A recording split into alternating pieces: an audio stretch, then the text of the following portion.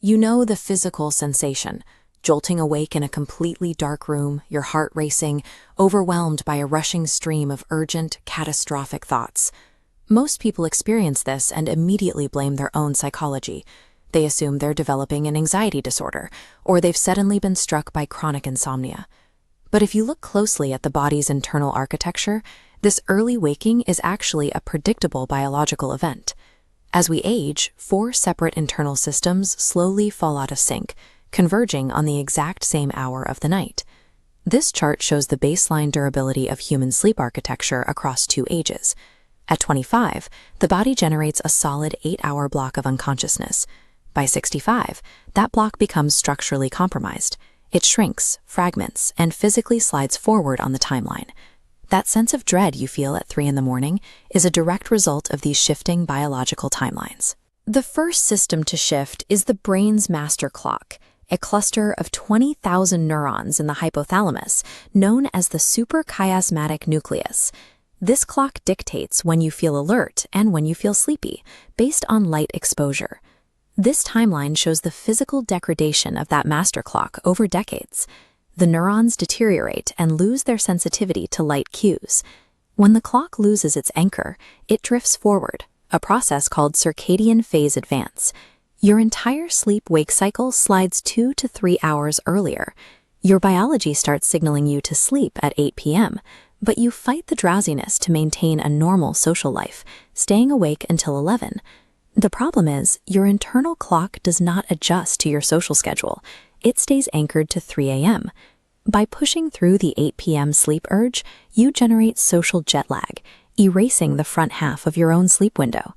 Then the second system fails. The pineal gland, which releases melatonin at night, gradually calcifies. By age 65, your capacity to produce melatonin drops by up to 75%. Melatonin initiates sleep and maintains its depth and continuity across the night. A massive deficit leaves the body physically incapable of holding you under. Pushing through early drowsiness shrinks your sleep window, while plummeting melatonin weakens the depth of the sleep you do get.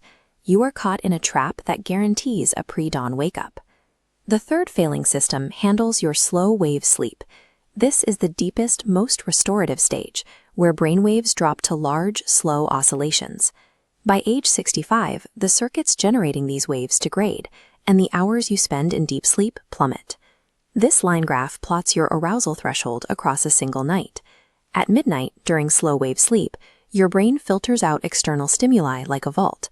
But as you exhaust your deep sleep budget, the graph abruptly transitions. By 3 a.m., you're sleeping behind a screen door. A slight temperature shift in the room or a refrigerator humming 2 rooms away wakes you up at 3 a.m., simply because your brain is no longer running the program that filters sensory input. Right as your sleep becomes its most fragile, the fourth system kicks in, the cortisol response.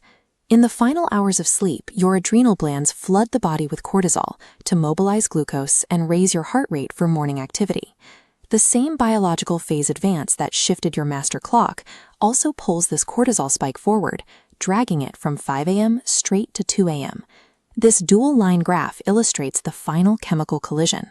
Cortisol actively suppresses melatonin production.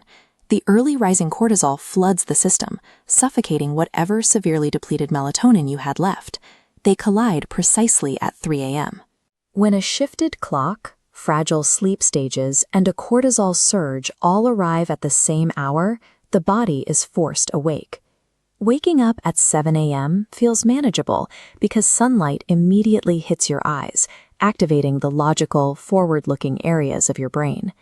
Waking at 3 a.m. happens in total darkness, with no tasks to perform.